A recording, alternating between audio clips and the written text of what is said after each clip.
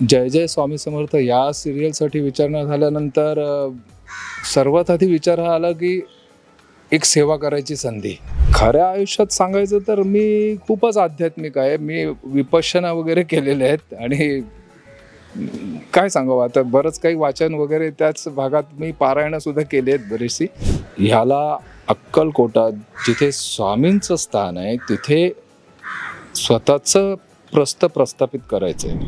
नमस्कार, मी अंकिता शिंदे. इट्स मज्जामध्ये तुम्हाला सगळ्यांचं स्वागत. आज मी आली आहे जय जय स्वामी समर्थ या मालिकेच्या सेटवर आणि माझ्यासोबत आहेत सुखदेव म्हणजेच संजय कदम. कसे आहात? नमस्कार. Always fine. खूप मस्त. अगदीच. पण तुमच्यामुळे खूप मोठा ट्विस्ट आला आहे किंवा स्वामी त्यांच्या भक्तांना वाचवणार आहेत तुमच्यापासून. सो तुम्ही आल्यानंतर जो काही ट्रॅक बदलला आहे त्याबद्दल काय सांगाल? तुमच्या भूमिकेविषयी काय सांगाल? सावकारच आहे. त्याची मनीषा अशी आहे की अक्कलकोटातल्या जमिनी बळकावायच्या आणि इथे सावकारी प्रस्थापित करायची. पण तो एक सर्वसाधारण सावकार नाही आहे. त्याचं एक काहीतरी असं गूढ आहे. एक रहस्यमय दरवाजा काळा आणि तिथे त्याची जास्त श्रद्धा, त्याची स्वामी किंवा देवांवर श्रद्धा नाही. आणि दरवाजाच्या मागे काय असं एक गूढ आहे. पण टार्गेट शेवटी सावकार आणि जमिनी बळकावणं हे आहे आणि जे स्वामींना मान्य नाही ऑफकोर्स. अगदीच. पण सुखदेव यांना यांचा देवांवर विश्वास नाहीये किंवा ते नास्तिक आहेत. पण खऱ्या आयुष्यात संजय कदम कसे आहेत किंवा त्यांचं कसं कनेक्शन आहे या सगळ्या गोष्टींकडे? खऱ्या आयुष्यात सांगायचं तर मी खूपच आध्यात्मिक आहे. मी विपश्यना वगैरे केलेले आहेत आणि काय सांगावं आता बरंच काही वाचन वगैरे त्याच भागात मी पारायणं सुद्धा केली आहेत बरीचशी आणि मी नवनाथांचा भक्त आहे. अगदीच. पण ना जय जय स्वामी समर्थ ही मालिका गेली कित्येक वर्षांपासून सुरू आहे आणि प्रेक्षकांनाही ती आवडते. मग जेव्हा तुम्हाला कळलं की आता तुमचा ट्रॅक असणार या मालिकेसाठी किंवा जो तुम्हाला विचारणा झाली तेव्हा साधारणतः काय विचार होते आणि इथे आल्यानंतर कसा बॉन्ड झाला सगळ्या कलाकारांसोबत? स्वामी समर्थ या म्हणजे श्रद्धास्थान ऑफकोर्स. जय जय स्वामी समर्थ या सिरियलसाठी विचारणा झाल्यानंतर सर्वात आधी विचार हा आला की एक सेवा करायची संधी.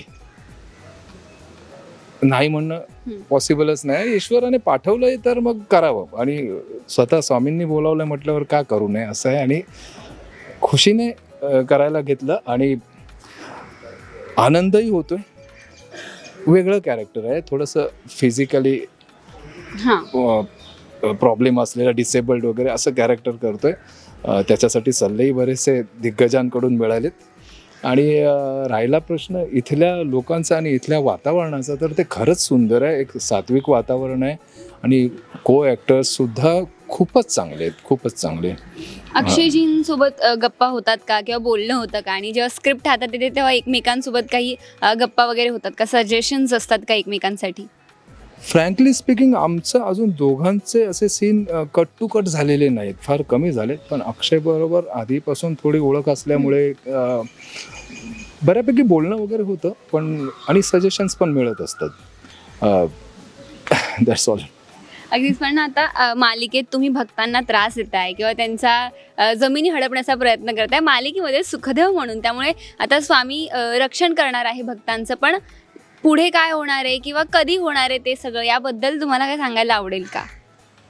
मी सुरुवातीलाच म्हणालो की ह्या कथानकातच एक गूढ आहे आणि ते गूढ उकलण्यामध्ये आत्ताच उकलण्यात काही अर्थच नाही आहे. बघ प्रेक्षकांना ते पाहण्यातही मजा नाही राहणार. मी जसं सांगितलं की एक काळा दरवाजा आणि तिथे असलेली याची श्रद्धा, हा देवांना न मानणारा, प्लस ह्याला अक्कलकोटात जिथे स्वामींचं स्थान आहे तिथे स्वतःचं प्रस्थापित करायचं आहे. एकंदरीत बऱ्याच घडामोडी आहेत. डिस्क्लोज करण्यात काही अर्थ नाही आहे. ते बघण्यातच मजा येईल. अगदीच. आम्ही उत्सुक आहोत. नक्कीच बघू की पुढे काय घडतंय. थँक्यू सो मच आणि तुम्हाला खूप साऱ्या शुभेच्छा. धन्यवाद. धन्यवाद. तुम्हालाही धन्यवाद. मराठी चित्रपटसृष्टीमधील latest update, original web series, shows, गाणी आणि एंटरटेनमेंटसाठी आमच्या चॅनलला सबस्क्राईब करा आणि बेल आयकॉन दाबायला विसरू नका.